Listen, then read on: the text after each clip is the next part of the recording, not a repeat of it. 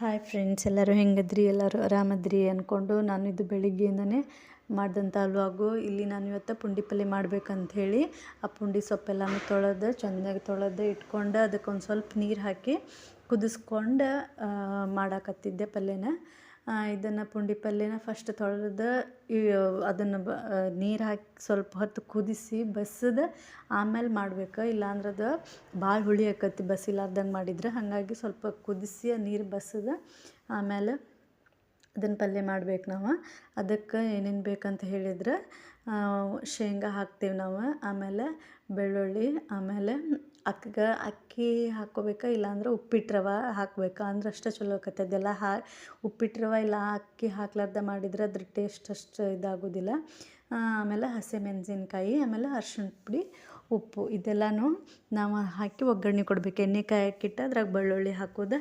ಆಮೇಲೆ ಇದೆಲ್ಲ ಹಾಕಿ ಚಲೋ ಅದನ್ನು ಸ್ಮ್ಯಾಶ್ ಮಾಡಿಕೊಂಡು ನಾವು ಆ ಸೊಪ್ಪೆಲ್ಲ ಕುದ್ದಿರ್ತೈತಲ್ರಿ, ಕುದ್ದು ಬಸದ ಮೇಲೆ ಅದನ್ನು ಚಲೋ ಸ್ಮ್ಯಾಶ್ ಮಾಡ್ಕೊಂಡು ನಾನೆಲ್ಲ ಹೇಳಿದ್ನೆಲ್ಲ ಅದನ್ನೆಲ್ಲನೂ ಹಾಕಿ ಎಣ್ಣೆ ಕಾಯಕ್ಕಿಟ್ಟು ಅದೆಲ್ಲನೂ ಹಾಕಿ ಮಾಡಿದ್ರೆ ಮಸ್ತ್ ಆಕತ್ರಿ. ಅದ್ರಾಗ ಜೋಳದ ರೊಟ್ಟಿ ಜೊತೆ ಅಂತೂ ಇನ್ನೂ ಚಲೋ ಆಕತಿ, ಭಾರಿ ಟೇಸ್ಟ್ ಆಗಿರ್ತೈತಿ. ನಮ್ಮ ಮನೆಯವ್ರಿಗಂತೂ ಪುಂಡಿ ಪಲ್ಯ ಅಂದ್ರೆ ಭಾಳ ಇಷ್ಟ.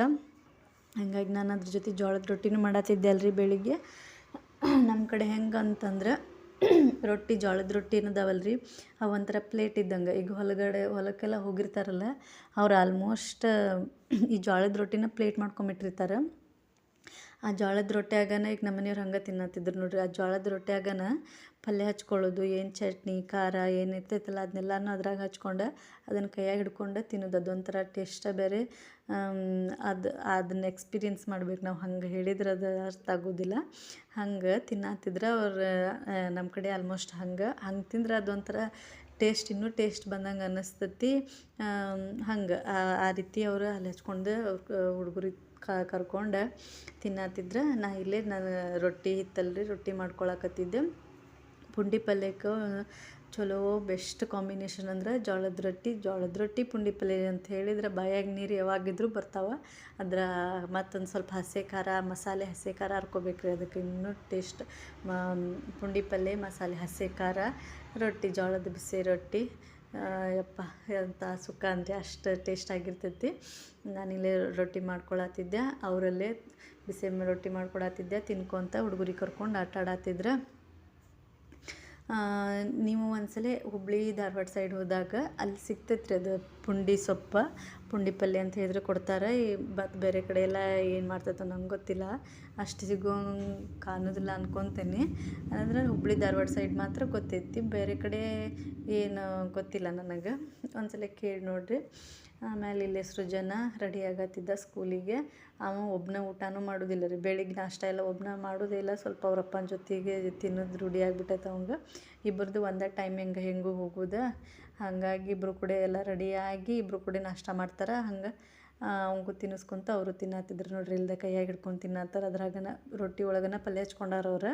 ಹಂಗೆ ಹಚ್ಕೊಂಡೇ ತಿನ್ನೋದು ಒಂಥರ ನಮ್ಮ ಕಡೆ ಅದು ಹಂಗೆ ಮಾಡ್ತಾರೆ. ರೊಟ್ಟಿ ಇದ್ರೆ ಅದೊಂಥರ ಪ್ಲೇಟ್ ಇದ್ದಂಗೆ.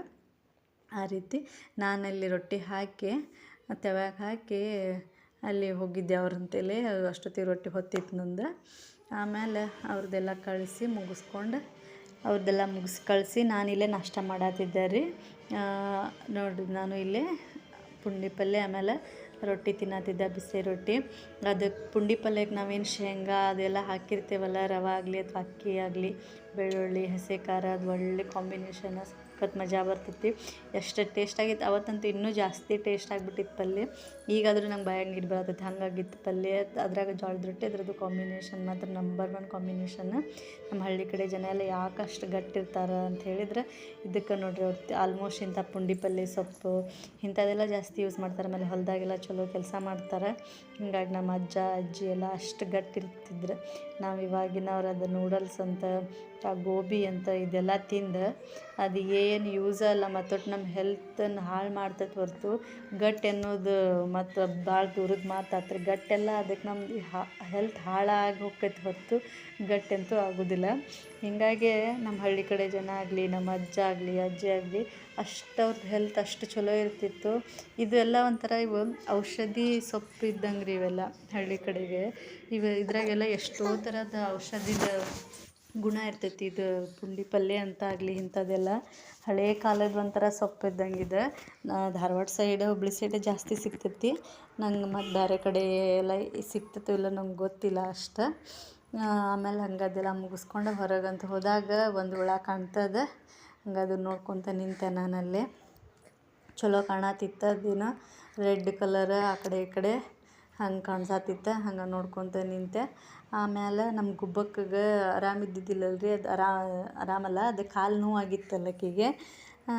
ಅದು ಬಡಿಸ್ಕೊಳತ್ತಿದ್ಲ ಹೊಳ್ಳ ಮಳ್ಳ. ಹಾಗಾಗಿ ಆಕೆಗೆ ಒಂದು ಸ್ವಲ್ಪ ಕಾಲಿಗೆ ಬ್ಯಾಂಡೇಜ್ ಹಾಕಿಸ್ಕೊಂಡು ಬಂದ್ರಾತು. ಅದು ಸಣ್ಣ ನೋವು, ಅದು ಹೊಳ್ಳ ಮಳ್ಳ ಆಕೆಗೆ ಬಳ್ಳಿಗೆ ಬಡ್ದು ಮತ್ತಷ್ಟು ನೋವಾಗತ್ತಿತ್ತು. ಬ್ಯಾಂಡೇಜರ ಹಾಕಿಸ್ಕೊಂಬಂದ್ರಾತು ಅಂತೇಳಿ ಹಾಸ್ಪಿಟ್ಲಿಗೆ ಕರ್ಕೊಂಡು ಹೊಂಟಿದ್ರು ಮನೆಯವರು.